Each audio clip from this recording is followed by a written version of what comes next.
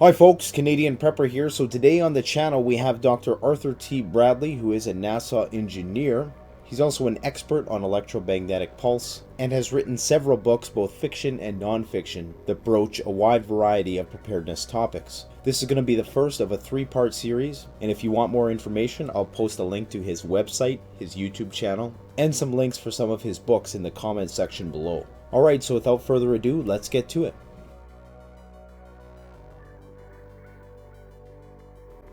So my background is in electronics. I have a bachelor's, a master's, and a PhD in electrical engineering. I also work at NASA as the branch head of the electronic systems branch. So I have a broad background in electronics ranging back about 30 years or so. Now, as far as books that I've written several. The first major book that I wrote was the Handbook to Practical Disaster Preparedness for the Family. The third edition is out. It's been out for a number of years, but I think it's a very good, solid general reference for preparing. Another book I wrote is Disaster Preparedness for EMP Attacks and Solar Storms, which a lot of people say is sort of the baseline book that everybody gets in terms of learning about EMP preparedness. And then a third preparedness book I wrote is something called the Prepper's Handbook, 50 Steps to Prepare for Any Disaster, which is a collection of tips and steps that you can take to get better prepared.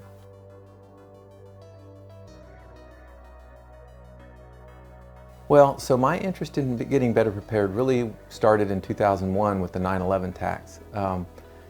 It is true that I was sort of into survivalism and preparedness a little bit before that. I was in the Army as a paratrooper, for example. My father was big into survivalist stuff. I always tell people we used to study blast maps of nuclear bombing sites in the US and stuff like that to decide where we would try and retreat to if things got really bad. But really 9/11 sort of, when I had a family, I remember watching the videos of the Twin Towers burning and thinking that fundamentally the world was changing and that we needed to be better prepared for that. And so I really took it on as a serious goal to get my family better prepared. And so what I did is I started by reading every preparedness book I could find and sort of extracting the things that I thought were most useful, collecting all that together, testing a number of things that I wanted to know if they really worked or not, and coming up with what I thought was a very general but practical preparedness approach. And that was what led me to write that Handbook to Practical Disaster Preparedness for the Family. So that's sort of my introduction and how I got into all of that. That was obviously a long time ago. And since then I've written a number of books, as well as a fictional survivalist series, which a lot of people enjoy, which has a number of survival and preparedness tips rolled into those stories. So anyway, I've been in it for a while, and that's sort of what first pushed me into it, was really the 9/11 attacks.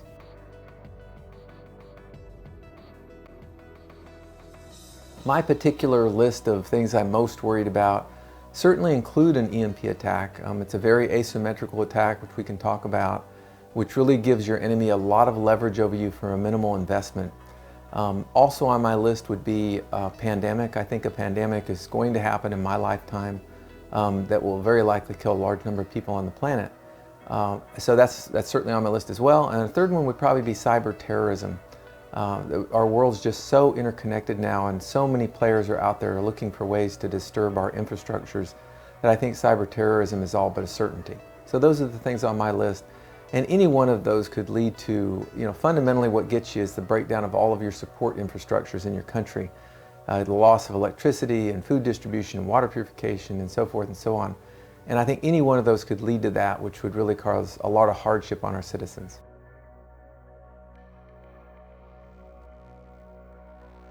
So an EMP is an electromagnetic pulse.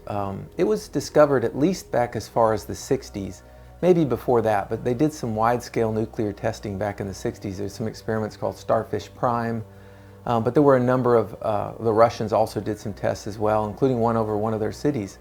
But the short of it is that an EMP is, when we talk about an EMP, we're talking about a high altitude nuclear EMP. And basically what that is you put a nuclear warhead high into the atmosphere, let's say higher than 25 miles, typically might even be as high as 100 miles. And you detonate that warhead, and while it doesn't cause any surface damage directly, it generates a very large electromagnetic pulse, which propagates down to the surface of the Earth and can cause the loss of electrical power. Certainly you can take out the grid. That's probably the greatest threat. As well as that energy can couple into smaller scale electronics, including computers and cell phones and cars and anything else you can think of, and cause damage to those devices. So an EMP is really a very broad attack It requires a couple of things to initiate. You have to have a nuclear warhead small enough to fit in a missile and a missile that can get as high as 25 miles to deliver a really effective attack. And a good attack, even a single nuclear warhead, let's say detonated over the eastern seaboard, is been determined that it would cause at least $1 trillion worth of damage, not counting the loss of life from all the people suffering. And that you can just imagine what that would do to our economy and in general the infrastructures that tried to support that region of the country.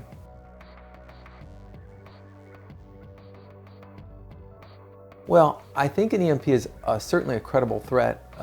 There have been a number of countries that have actually directly threatened the U.S. with an EMP attack, including North Korea, including China, including Russia. All of them at one time or another have made threats, some of them overt, some of them sort of under the table, about using an EMP against the United States. Now, I will say we have EMP weapons, and we have regular nuclear weapons that could be used that way, but they also have specialized EMP weapons which generate very high electromagnetic fields. And so it's a well-known military weapon.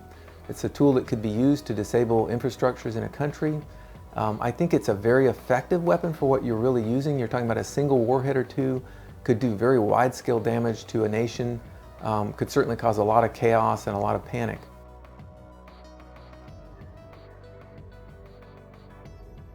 And so one of the areas people get very confused is the electromagnetic energy of, let's say, a solar flare or a coronal mass ejection versus a nuclear high-altitude EMP. And they're very different things, but they have some similarities. So a nuclear-generated EMP generates a very broadband pulse. That means it's very brief in time initially, and then it has sort of a trailing end to it that might last seconds or even minutes.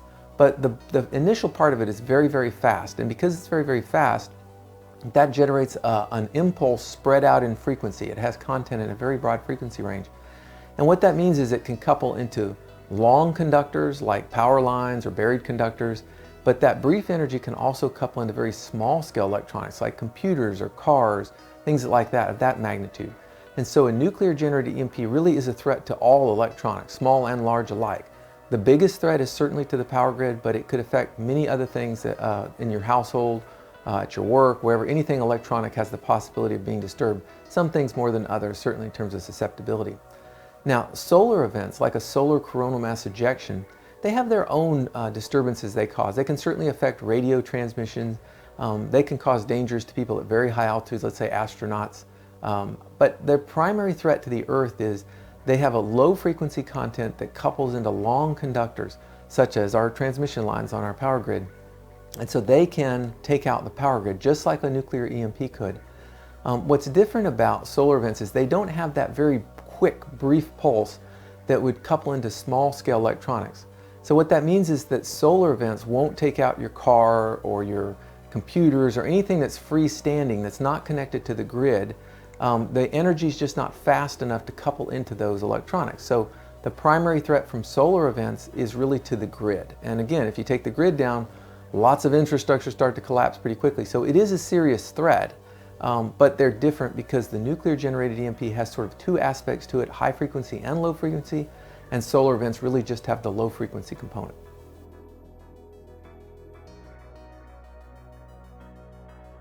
Yes, there are specific EMP weapons, and the military's made public a couple of very old ones. I talk about those in my EMP preparedness book just a little bit. But the truth is they're not going to reveal, the most modern nuclear type EMP device. That's not something that's public knowledge, but the Russians have made mention of it, that they have weapons that could generate 100,000 volts per meter, which is really high. And that's probably about as high as you can generate for some physics reasons. And I imagine the US has weapons capable of that as well. So I do believe there are some specialized EMP weapons, but I don't think it's public knowledge, and I don't know that it would really help anyone to know that information, because even a normal, very modest 1 to 2 megaton nuclear warhead would generate an EMP capable of doing tremendous damage.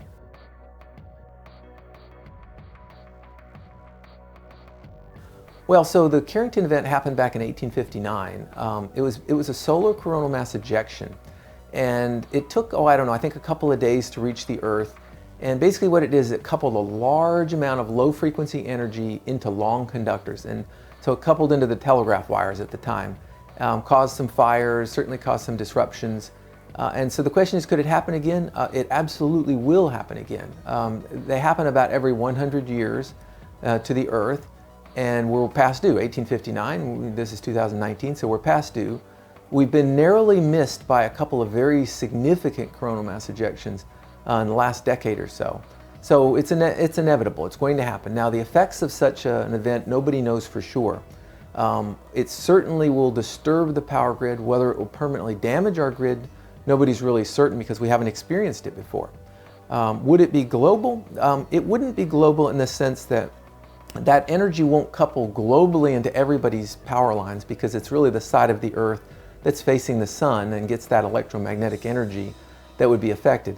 But it would be a global impact, because if you imagine, we're all an interconnected society now. We do trade and finance and everything else.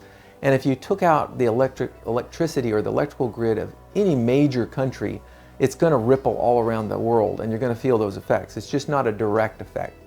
Now, one thing that's interesting, a lot of people point out that, well, you can see coronal mass ejections coming, and that is true. You can, sometimes a day or two ahead of time.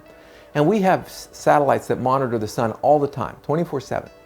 So it is true you can see these type very broad, very powerful electromagnetic waves coming, but the difficulty is you don't know their effects, and nobody has a good way of predicting it.